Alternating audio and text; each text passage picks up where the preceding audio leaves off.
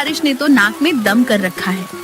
पूरा हफ्ता बीत गया पर ये बारिश रुकने का नाम ही नहीं ले रही। इतने दिनों से काम पे नहीं जा पा रहा हूँ, पता नहीं घर का खर्च कैसे चलेगा। दोनों पति पत्नी परेशान होकर घर की दहलीज पे बैठे बारिश रुकने का इंतजार कर रहे थे।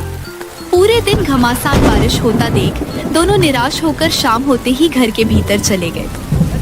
धीरू को ठंड लगने लगी और वो एक पतली सी चादर ओढ़कर चारपाई पे बैठ गया।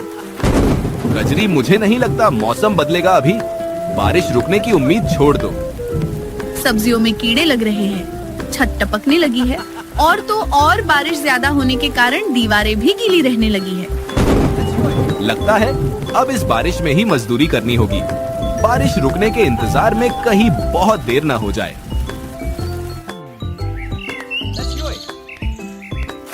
अगली सुबह धीरू बारिश में ही मजदूरी करने ठाकुर दुर्जन प्रताप के यहाँ चला जाता है।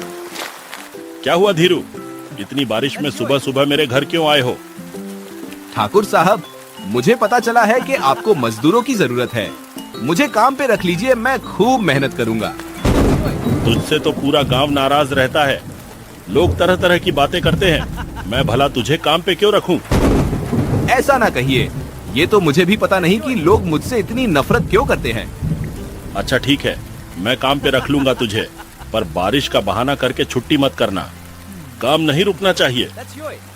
जी मालिक, जैसा आप कहो। आज से ही काम पे लग जा। मैं अपने लोगों को कह दूंगा कि तू गोदाम आ रहा है। इसके बाद धीरू गोदाम जाने के लिए निकल पड़ता है। रास्ते में तेज बारिश, तूफान, सर्द हवाएं, इन सब का ऐसा कहर बरस रहा था कि दूर दूर तक एक भी व्यक्ति दिखाई नहीं दे रहा था। इतनी कठिनाइयां होने के बाद भी धीरू हिम्मत करके गोदाम पहुंचता है। ये मनहूस यहाँ क्यों आया है? धीरू के गोदाम पहुंचते ही लोग उसे देखकर ताने कसने लगते हैं, जिसे धीरू सुन लेता है और पूछता है, भाई ऐसा क्यों बोल रहे हो? आखिर मैंने तुम्हारा क्या बिगाड़ा है? सही तो कह रहा है ये तुझे। तू मनहूस ही तो है, इसलिए तेरा कोई रिश्तेदार नहीं, कोई सगा संबंधी नहीं। ये सुनते ही धीरू के चेहरे से हंसी गायब हो जाती है। उसका चेहरा बिल्कुल मुरझा सा जाता है। वो चुपचाप लोगों की बातें सुनते सुनते काम करने लगता है।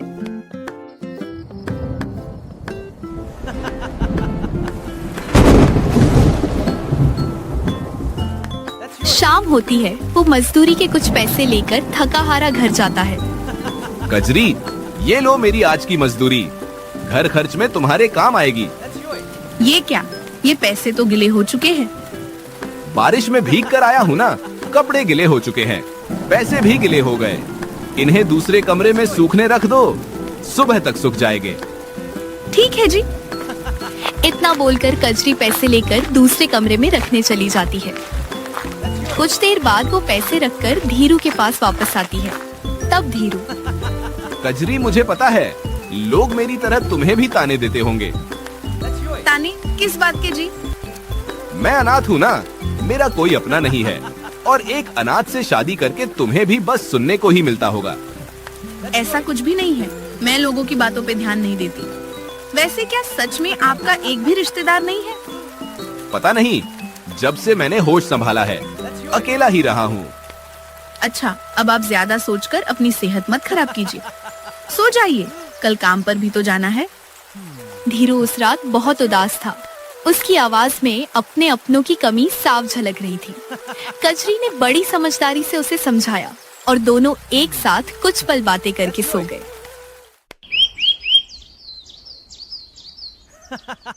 फिर अगली सुबह बारिश और भी ज्यादा तेज होने लगी।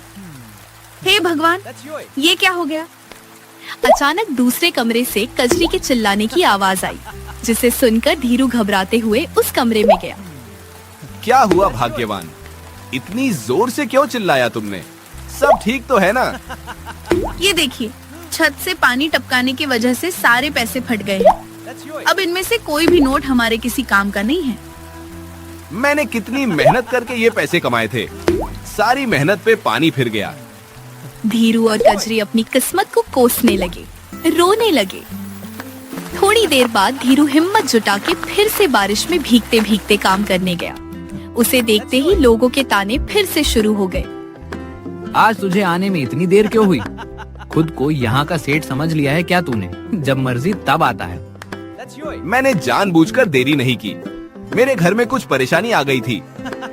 तेरी ये जुर्रत, तू हमसे जुबान लड़ा रहा है। भूल मत, हम चाहे तो अभी ठाकुर साहब से कहकर तुझे यहाँ से निकलवा सकते हैं। ये सुनते ही धीरू बहुत डर जाता है और उनसे विनती करने लगता है। इतने कठोर मत बनिए आप सब। मुझसे कोई भूल हुई हो तो मुझे माफ करना। आखिर आप सब मुझसे इतनी नफरत क्यों करते हैं? धीरू उनसे बार बार नफरत की वजह पूछता है, पर कोई भी उसे जवाब नहीं देता और सब उसे नजरअंदाज करके अपने अपने काम में लग जाते हैं।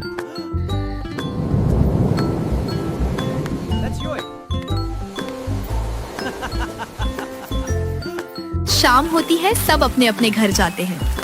तब धीरू, आज तो मैं पैसे भीगने नहीं दूंगा। इतना बोलकर धीरू पैसे संभाल कर रख लेता है और अपने घर जाने लगता है। तभी रास्ते में उसे एक पति पत्नी का जोड़ा एक पेड़ के नीचे खड़ा दिखता है। अरे भाई, बारिश इतनी तेज है, किसी भी वक्त तूफान भी आ सकता है। ऐसे में यूं बाहर रुकना सही नहीं है। जानता हूँ भाई, पर मैं और कर भी क्या सकता हूँ। मेरे पास रुकने का कोई ठिकाना भी तो नहीं है। मतलब क्या है तुम्हारा? कहना क्या चाहते हो? धीरू उस आदमी रमन से उसकी पहचान पूछता है। तभी रमन की पत्नी जानकी बोलती है, भैया, दरअसल हम गांव में घूमने आए थे। हमें पता नहीं था कि यहाँ इतनी तेज बारिश हो रही है। यहाँ आकर हम फंस गए। अब तो न रुकने का ठिकाना दिख रहा है और न वापस जाने का रास्ता। तो क्या जब तक बारिश नहीं थमेगी यही पेड़ के नीचे रुके रहोगे? और कोई रास्ता नहीं है। इस गांव में मेरा कोई रिश्तेदार नहीं कि मैं उनके घर ठहर सकूं। रमन की बातें सुनकर धीरू ने थोड़ी देर सोचा। उसके बाद उसने उन्हें अपने घर रखने का सुझाव दिया। मेरे घर चलो। अरे नहीं नहीं, फालतू में हम तुम्हें परेशान नहीं करना चाहते। इसमें परेशानी कैसी? इंसानियत नाम की भी तो कोई चीज होती है। इतना बोलकर धीरू दोनों पति पत्नी को अपने साथ अपने घर लेकर चला जाता है। दो अनजान लोगों के देखकर कजरी थोड़ी चिंतित हो जाती है। सुनिए जी, ये दोनों कौन हैं? ये मुसाफिर है, बेचारे बारिश में फंस गए थे। इसके बाद धीरू कजरी को सारी बातें बताता है। उनके घर पहली बार मेहमान आए थे। इसी खुशी में कजरी के चेहरे पे एक अलग ही चमक आ जाती है। अरे वाह, हमारे घर मेहमान आए हैं। आज तो मैं तरह तरह के पकवान बनाऊंगी। कजरी और धीरू रमन और जानकी का बहुत आदर और सम्मान के साथ स्वागत करते हैं। वो दोनों कुछ पल शांति से वहीं बैठती है। तब कजरी रसोई में जाकर फटाफट अलग अलग तरह के स्वादिष्ट पकवान बना लेती है और रात होते ही सब एक साथ बैठकर बहुत प्यार से खाते हैं। अरे वाह भाभी, आपके हाथों में तो जादू है। भोजन सच में बड़ा स्वादिष्ट बना है। आप दोनों सच में बहुत अच्छे हैं। आज के समय में भी अनजान लोगों के लिए इतना कुछ कर रहे हैं। ये तो हमारा फर्ज है। आखिर मेहमान भगवान का रूप जो होते हैं। कुछ ही समय में उन चारों के बीच अच्छी खासी दोस्ती हो गई थी। देर रात तक उन्होंने खूब गप्पे लड़ाए और देखते ही देखते चारों की आंख लग गई।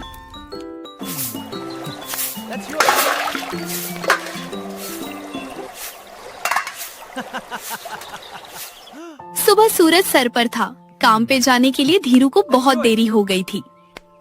कल देर रात तक जागने के कारण आज मुझे कितनी देरी हो गई है। ठाकुर साहब को पता चला तो वो मुझे काम से ही निकाल देंगे। इतना बोलकर धीरू घर से निकलता है। तभी रमन उसे पीछे से आवाज देता है, जरा रुको धीरू। धीरू बहुत हड़बड़ी में रहता है, इसलिए वो रमन को जल्दी जल्दी बोलने को कहता है। क्या बात है रमन, जल्दी बोलो। मैं आज बहुत लेट हो चुका हूँ। तुम जा कहाँ रहे हो? मजदूरी करने, यही मेरा काम है। मैं पढ़ा लिखा नहीं हूँ ना। चलो मैं भी चलता हूँ, तुम्हारी थोड़ी मदद कर दूंगा। तुम क्यों खुद को तकलीफ दे रहे हो? मुझे तो इसकी आदत है। मैंने तो तुम्हें अपना मित्र मान लिया है। अब तुम एक दोस्त को दूसरे दोस्त की मदद करने के लिए मना नहीं कर सकते हो। अच्छा ठीक है, चलो तो फिर दोनों साथ साथ काम करने चले जाते हैं। कुछ देर काम करने के बाद उनके पास दो आदमी आते हैं। अरे धीरू, ये कौन है? ये मेरे मेहमान हैं। ये सुनकर दोनों आदमी जोर जोर से हंसने लगते हैं। मेहमान और तेरे घर, मूर्ख मत बना हमें। और नहीं तो क्या, इतने सालों में तेरे घर कोई झांकने तक नहीं आया। आज अचानक मेहमान कहाँ से आ धमके? बातें बनाना तो कोई तुझसे सीखे, अनाथ कहीं का। भूल मत तू अनाथ है। तेरा कोई रिश्तेदार, कोई दोस्त, कोई संबंधी नहीं है। इतना बोलकर दोनों आदमी वहाँ से चले जाते हैं। धीरू का मन उदास हो जाता है। उसके चेहरे पे निराशा छा जाती है। तब रमन उससे पूछता है, भाई, गांव वाले तुमसे ऐसे कैसे बात कर सकते हैं? तुम उन्हें जवाब क्यों नहीं देते? छोड़ो, उनकी बातों पे ध्यान मत दो रमन। मुझे तो ये सब सुनने की आदत सी हो गई है।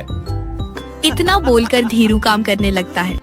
रमन को धीरू के ऊपर बहुत दया आती है। वो धीरू के काम में उसका बहुत हाथ बटाता है। ऐसे ही कुछ दिन बीतते हैं। बारिश अब भी वैसी की वैसी तेज होती रहती है।